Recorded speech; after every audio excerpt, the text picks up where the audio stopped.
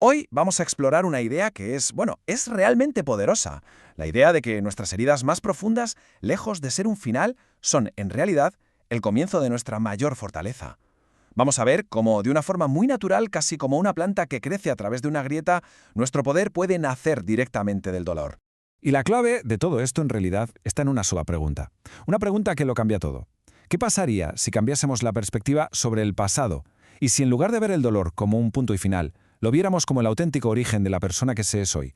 Y aquí es donde nace ese concepto tan interesante, la herida evolutiva. A ver, no se trata de un simple daño, ¿no?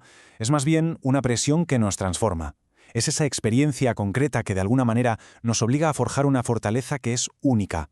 Una que, de otra forma, sin esa grieta inicial, pues jamás habría podido florecer. Y claro, todo esto empieza aquí, en la primera etapa, el nacimiento del ser. Ahora vamos a ver cómo esas primeras experiencias, las más profundas, son las que plantan las semillas de los grandes arquetipos que al final nos acabarán definiendo. Fijaos qué dualidad tan increíble. Por un lado tenemos la herida de el loco, esa sensación tan común de no encajar, de no pertenecer. ¿Y en qué se convierte? Pues en un auténtico superpoder, la libertad. En el momento en que deja de buscar la aprobación, empieza a caminar libre. Y luego está el mago, que parte de esa necesidad de validación, de ser visto, y canaliza esa energía en una maestría tan innegable que se vuelve imposible de ignorar. O por ejemplo el caso de la sacerdotisa. Su herida es la invisibilidad emocional, ese miedo a hablar porque no era seguro. Pero de ese silencio forzoso, de ahí nace un don extraordinario, la capacidad de escuchar lo que no se dice, de percibir esas corrientes subterráneas de la verdad que los demás no ven. Aquí vemos un patrón que es fascinante. Uno se convierte en aquello que más le faltó. La emperatriz, que sintió la falta de afecto, se transforma en la fuente misma de la abundancia, del cuidado. Y el emperador, que creció rodeado de caos, dedica su vida entera a construir esa estructura y esa estabilidad que siempre anheló. Pero claro, la identidad inicial es solo el comienzo. El viaje sigue, y ahora el ser se tiene que enfrentar a los grandes desafíos del camino. Aquí es donde la voluntad se pone a prueba de verdad, y donde no queda más remedio que elegir.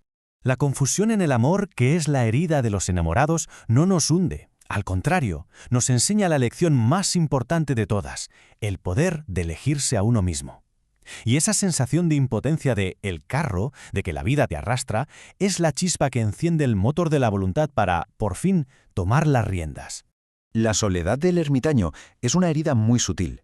Es la de sentirse incomprendido, incluso estando rodeado de gente.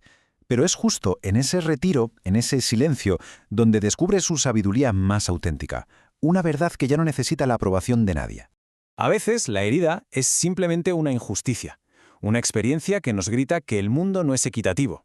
Y de ese grito nace el arquetipo de la justicia, un juramento, un compromiso profundo para restaurar el equilibrio, para asegurarse de que nadie más tenga que vivir lo mismo.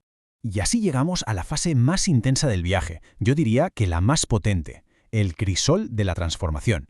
Este es el momento del fuego, el momento en que todo lo construido se pone a prueba, donde parece que todo se va a derrumbar, para que se pueda renacer de una forma mucho más auténtica. La herida de la rueda de la fortuna es la inestabilidad, el crecer sin nada seguro a lo que aferrarse. Pero en lugar de romperse, se aprende a fluir. De aquí nace la adaptabilidad, esa sabiduría de no resistirse al cambio, sino de, aprender a bailar con él. Y es que, a veces, la transformación no es nada sutil. A veces, para construir algo realmente nuevo sobre cimientos verdaderos, el mundo que conocemos, primero debe derrumbarse por completo. Y ese colapso, claro, es la torre. Representa el trauma inesperado, el que lo destroza todo. Da miedo, por supuesto que sí, pero su regalo oculto es inmenso. Destruye todas las ilusiones, todas las falsas seguridades, para dejarnos cara a cara con nuestra verdad más fundamental. Y después del derrumbe, ¿qué queda? Queda la estrella. De la herida de la desesperanza, de haberlo perdido absolutamente todo, surge una luz distinta. Ya no es una esperanza ingenua, es una fe forjada en la vulnerabilidad, una que renace con más fuerza precisamente porque ha conocido la oscuridad más profunda. Y así, poco a poco, el viaje llega a su culminación, la llegada a la totalidad. Y aquí ya no se trata de sanar las heridas, ni de olvidarlas, sino de integrarlas, de reconocer que, al final del camino, fueron ellas las que nos dieron nuestros mayores dones. Esta integración final se manifiesta en 3 pasos que son clave. Primero llega el sol. La herida de no poder expresarse se convierte en la libertad de brillar sin disculpas, sin pedir permiso. Luego el juicio. Todo ese ruido de la crítica externa se apaga y por fin se escucha la propia voz interior. Y finalmente, el mundo. Esa sensación de que algo faltaba se desvanece al comprender que todas las piezas, las luminosas y las oscuras, siempre han formado un todo perfecto. Y con esto cerramos. Porque lo interesante es que este patrón no es solo una historia del tarot, es como un mapa del crecimiento humano. Así que la invitación final es a usar este mapa para mirar el propio jardín interior, para reconocer esa tierra que un día fue dolor. Y desde ahí, hacerse una última pregunta. ¿Qué flor única, qué poder innegable ha conseguido florecer precisamente desde ese lugar?